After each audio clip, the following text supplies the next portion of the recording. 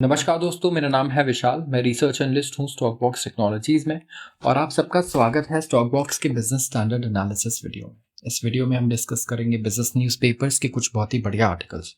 Business newspapers में अगर आपका इंटरेस्ट है, आप सीखना चाहते हैं कैसे पढ़ना है, एनालाइज करना है, इस चैनल को अभी आप सब्सक्राइब कर लीजिए। शुरुआत करूंगा मैं सबसे पहले आर्टिकल से। Sensex and Nifty shrug off 5-day losses, extend winning streak to 8 weeks. अब मैं बता दूं सेंसेक्स और निफ्टी क्या है। सेंसेक्स निफ्टी हमारे बेंचमार्क इंडिसेस हैं। इसका मतलब क्या होता है, जब भी कोई पूछता है आपसे कि शेयर मार्केट आज ऊपर है नीचे है, शेयर मार्केट कैसा है आज, तो आप इसको क्या बोलेंगे? आप बोलेंगे हाँ आज मार्केट ऊपर है। कैसे? आप चेक करेंगे निफ्टी जो इस वक्त करीब 24,800 के आसपास चल रहा है कि क्या ये पॉजिटिव है आज या नेगेटिव है। जब ये पॉजिटिव है तो आप बोलेंगे इंडियन स्टॉक मार्केट ऊपर है। वैसे ही सेंसेक्स एक इंडेक्स है, इंडिकेटर है। जैसे देश में ग्रोथ हो रहा है या नहीं, आप जीडीपी से बताते हैं कि हाँ जीडीपी बढ़ रहा है, मतलब ओवरऑल हम ओवरऑल ग्रो कर रहे हैं। तो सेंसेक्स और निफ्टी भी ऐसे ही है, समझ लीजिए जीडीपी की तरह स्टॉक मार्केट का इंडिकेटर है।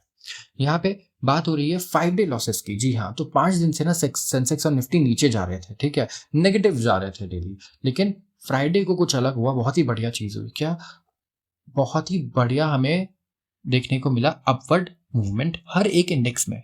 एंड यहाँ पे इतना बढ़िया मूवमेंट था कि ऑलमोस्ट निफ्टी ने अपना all time high, life high cross कर दिया।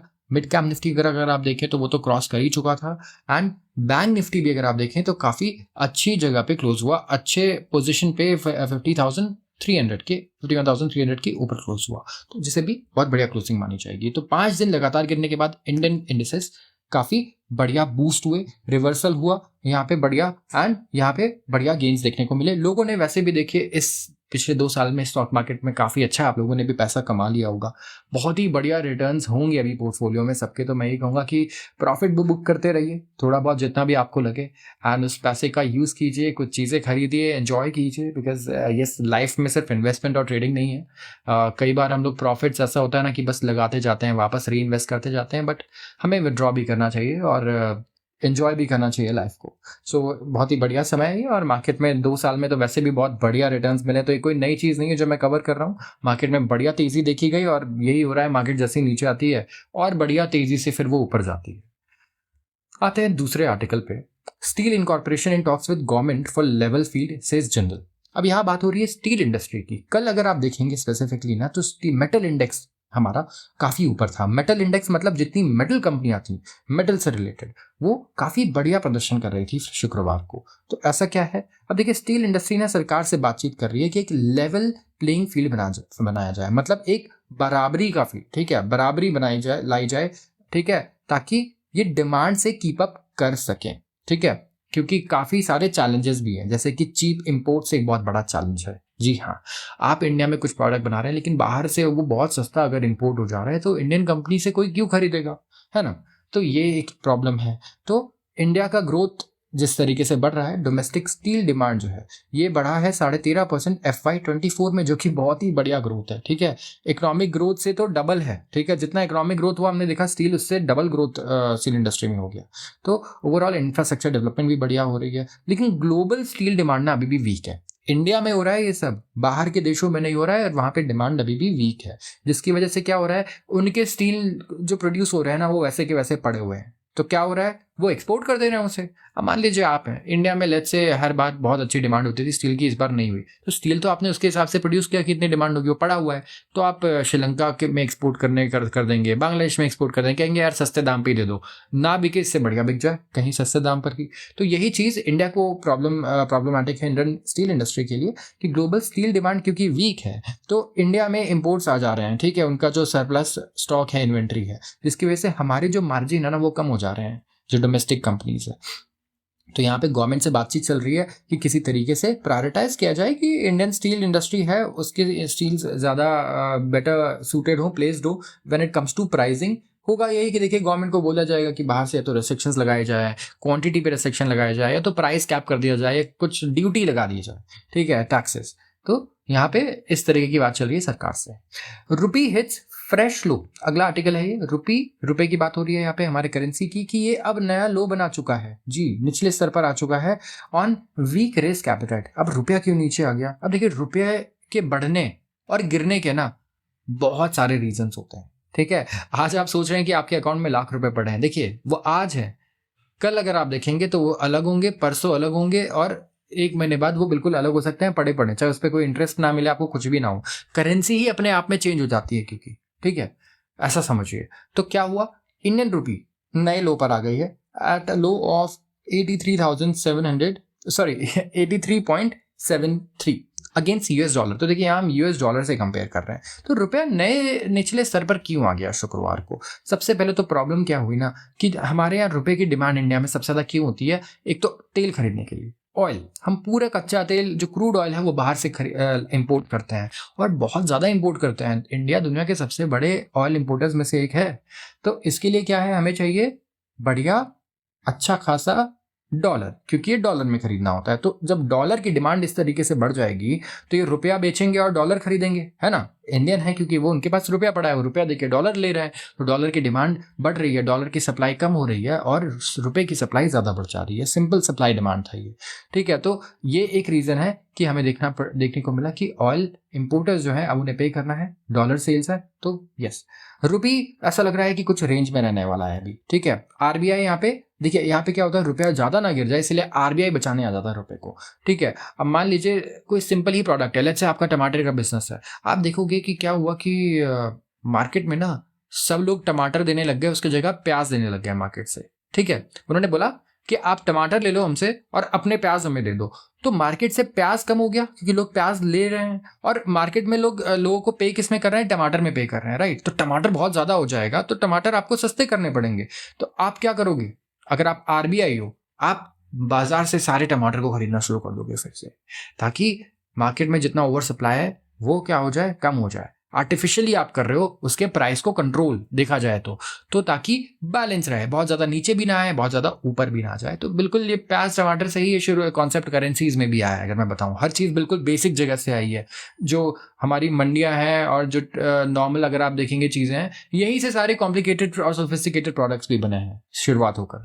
तो ओवरऑल अगर आप देखें, रुपया अभी भी सिग्निफिकेंट प्रेशर में, ठीक है, रुपए पर अभी भी काफी प्रेशर है, और जो ऑल टाइम लो लेवल है रुपए के, ये उसके आसपास ही चल रहा है, क्योंकि सेंटर ने और भी कुछ डिसीजन लिए जिसका ये रीजन है, जैसे कि tax rate on capital gains, ठीक है। अब कैपिटल गेन पे टैक्स ज्यादा बढ़ा दिया गवर्नमेंट ने, तो जितने भी बाहरी निवेशक थे उन्होंने क्या किया, उन्होंने अपने डॉलर्स को वापस लेना शुरू कर दिया, जो इंडिया में उन्होंने इन्वेस्ट कर रखे थे, अपने इन्वेस्टमेंट्स को हटाया इंडिया से। तो इसीलिए यहाँ पे आरबीआई से ऑफकोर्स कंट्रोल करने की कोशिश कर रही है कि और ज्यादा डेप्रिसिएशन ना हो जाए रुपए में। आते हैं कुछ इन ब्रीफ आर्टिकल्स पे। रशियन सेंट्रल बैंक ने हाइक किया है रेट 200 बेसिस पॉइंट से टू 18%। अब Russian central bank interest rates को इतना बढ़ा दे रहा है, अभी सोचिए 200 बेसिस पॉइंट का मतलब होता है 2% से बढ़ा देना, बहुत बड़ी बात है ये, और 18% कर दिया है।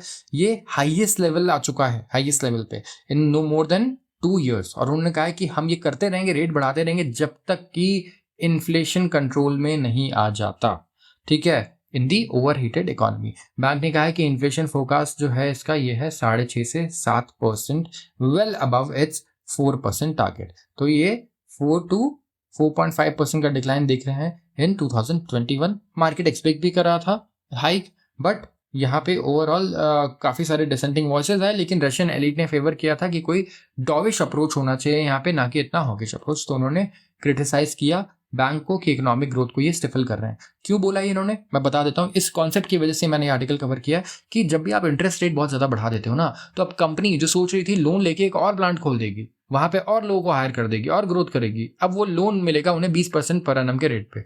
क्या सेंस बनता है? क्या आप ऐसा बिजनेस ढूंढ सकते हैं जहां 20% की दर पे लोन लेके काम करें और फिर भी प्रॉफिट कमा ले? बहुत मुश्किल है। तो क्या होगा, आप प्लान्स कैंसिल कर देंगे, आप इन्वेस्टमेंट नहीं करेंगे, नई फैक्ट्रीज नहीं सेटअप करेंगे, उल्टा अपनी जो फैक्ट्री है उसमें से कॉस्ट को कम करने की कोशिश करेंगे, क्योंकि अब आपका कॉस्ट और बढ़ गया है। जो लोन आपने 10% पे लिया था 20% का हो गया है। तो यही प्रॉब्लम होगी कि यहाँ पे इकोनॉमिक ग्रोथ को आप क्रिपल कर रहे हो, कम कर रहे हो, ताकि महंगाई दर कम हो। AI equipped research analyst for JP Morgan staff। JP Morgan ने एक generative artificial intelligence tool launch किया और एम्प्लॉयज को कहा है कि एज अ रिसर्च एनालिस्ट समझे आप उस टूल को, जो कोई भी इंफॉर्मेशन ऑफर कर सकता है, सॉल्यूशंस दे सकता है और एडवाइस भी दे सकता है, according to an internal memo viewed by Bloomberg. तो काफ़ी एम्प्लॉयज़ को asset and wealth management division access मिल रहा है और अपना एक ओपन एआई का चैट जीपीटी है इनका एलएलएम स्यूट जिसका नाम है, जिसके थ्रू ये इस तरीके की चीज़ें, एडवांस चीज़ें दे रहे हैं। Philippines racing to clean oil spill to avoid catastrophe. Philippines रेस कर रहा है against time to contain oil spill from a tanker. Yes, काफ़ी बड़ा ऑयल स्पिल देखने को मिला हमें एक टैंकर से जो डूब गया है थर्सडे को, और इससे एनवायरमेंटल कैटास्ट्रफी क्रिएट होगी. ठीक है, और फार वर्स होगी जितना हमने कुछ सालों में देखा है, क्योंकि जो भी एक्वाटिक लाइफ है, ठीक है, यहाँ पे बहुत ज़्यादा नुकसान पहुँचता है इन्हें. तो यहाँ पे इनका ये कहना है कि जो विंड की डायरेक्शन है उसके हिसाब से ये स्पिल पहुंच सकता है वहां की कैपिटल मैनिला में. Fridges not bridges, China veers off beaten path with consumer stimulus. यहाँ हम बात कर रहे हैं चाइना की. ठीक है, चाइना आजकल काफ़ी न्यूज़ में भी, और चाइना की प्रॉब्लम्स भी देखिए, बड़ी अलग तरीके की प्रॉब्लम्स चल रही है अभी वहाँ पे. यूजुअली इन्फ्लेशन की प्रॉब्लम जैसा आपने देखा हर जगह है, चाइना में उल्टा है. चाइना में डिफ्लेशन है. हम हमेशा बात करते रहते हैं, रिपीट करते रहते हैं इन चीज़ों को, ताकि जो नए लोग आए वो भी रिलेट करें, वो भी समझे इस चीज़ को. यहाँ पे चाइना कई सारे एक्सपेरिमेंट्स कर रहा है, बोल रहा है हम नए नए पॉलिसी रिफॉर्म्स लाएंगे, सब कुछ करेंगे जो भी हमारे बस में है, ताकि चाइनीज इकोनॉमी को वापस से ग्रोथ के पाथ पर हम लेकर आए, वापस से बढ़िया डायरेक्शन में लेकर जाएं, जैसा पहले चल रहा था चाइना को वैसा बनाए. तो चाइना ने यूज किया है ultra long treasury bonds to fund consumer good trade in program deviates. देखिए मैं बता देता हूँ ट्रेजरी बॉन्ड्स क्या होता है. अभी मैंने इंडियन बजट पे एक वीडियो कवर की थी, आप जरूर चेक कीजिएगा हमारे चैनल पे. उसमें हमने समझाया था कि इंडियन सरकार के पास सबसे ज़्यादा पैसा कहाँ से आता है? उधार से. जी, उधार लेके हम सबसे ज़्यादा काम करते हैं. 27% पैसा हमारे देश में जो बजट का है वो आया है उधार लेके. तो उधार कहाँ से लेती है गवर्नमेंट? ये बॉन्ड्स इशू करती है. इस बॉन्ड्स को हम बाय करते हैं. जब हम बाय करते हैं तो उस बॉन्ड के पेपर पे लिखा होता है कि अब भारत सरकार हमें 1 लाख रुपए ओ करती है, जो वो हमें चुकाएगी इतने साल में इस दिन पे. ठीक है, इस तरीके से. तो आपने लोन दिया है समझो, और जो आपको ब्याज दर मिल रहा है वो रेट ऑफ इंटरेस्ट है. तो China ultra long treasury bond use कर रहा है, मतलब 30 साल हो गए, 20 साल हो गए, इस तरीके से लंबे लोन्स. ठीक है, ताकि consumer goods trade in program DVH को फंड कर सके from usual playbook of boosting investment to support economy and is fueling expectations for more stimulus that targets household demand. अब यहाँ पे इस पैराग्राफ में मेनली लिखा क्या है कि देखिए ओवरऑल यहाँ पे बात चल रही है हाउस होल्ड डिमांड की. ठीक है, चाइना में हाउस होल्ड डिमांड बहुत कम हो गया है, कंजम्पशन लोगों ने बड़ा कम कर दिया है, तभी तो डिफ्लेशन देखने को मिल रहा है, महंगाई दर घट रही है, क्योंकि भाई मार्केट में सप्लाई है. चाइना वैसे ही हमेशा ओवर सप्लाई क्रिएट कर देता है चीज़ों की, और डिमांड बहुत कम हो गया है. तो यहाँ पे प्रॉब्लम देखने को हमें मिल रही है कि ओवरऑल क्या होता था, इन्वेस्टमेंट बूस्ट करना चाहते थे, लेकिन इस बार ये बोल रहे हैं कि हम स्टिमुलस देंगे आपको. ठीक है, और स्टिमुलस इस तरीके से देंगे कि हाउस होल्ड डिमांड जो है यहाँ पे इंक्रीज हो. स्टेट प्लानिंग एजेंसी ने कहा है कि करीब 150 बिलियन युआन वहाँ की करेंसी है, of 1 trillion yuan China is raising through special debt issuance this year will subsidize replacements of old appliances, cars, bicycles and other goods. अब देखिए गवर्नमेंट ने क्या किया, ऐसा सुनने को नहीं मिलता है. देखिए चाइनीज गवर्नमेंट बोल रही है कि हमारा 1 ट्रिलियन युआन का जो बजट था उसमें से 150 बिलियन हम पता है किस चीज़ के लिए खर्च करेंगे, हम सब्सिडाइज करेंगे कि लोग अपने पुराने अप्लायंसेस को हटाएं और नए खरीदें, पुराने कार्स को हटाएं, ट्रैश करें, नए कार्स लें, नए बाइसिकल्स खरीदें और नई चीज़ों पे खर्च करें, उन पे सब्सिडी. सोचिए आपको बेसिकली रोज़मर्रा की चीज़ें खरीदने के लिए सब्सिडी मिल रही है गवर्नमेंट से, तो वो ये सब्सिडाइज कर रही है गवर्नमेंट. तो काफ़ी अनोखी लगती है ये चीज़ें इतने बड़े स्केल पे करना, क्योंकि China is a very big country and population भी 150 करोड़ का पॉपुलेशन है वहाँ पे भी. तो equivalent to 0.12% of economic output and 0.3% of 2023 का रिटेल सेल्स. ये अमाउंट बहुत टाइनी है कि कोई मीनिंगफुल रीबैलेंसिंग हो इकोनॉमी में. यस, अगर 150 करोड़ की पॉपुलेशन है तो आप कितना सब्सिडाइज कर लोगे लोगों को, ठीक है, शॉपिंग करने के लिए ओवरऑल. तो इससे कोई मीनिंगफुल रीबैलेंसिंग मुझे भी नहीं लगता कि होगी या कोई बहुत बड़ा इम्पैक्ट क्रिएट होगा. बट वी हैव टू सी कि जो इनका ग्रोथ है, ठीक है, 5% का, ये इस चीज़ से अचीव हो पाता है या नहीं.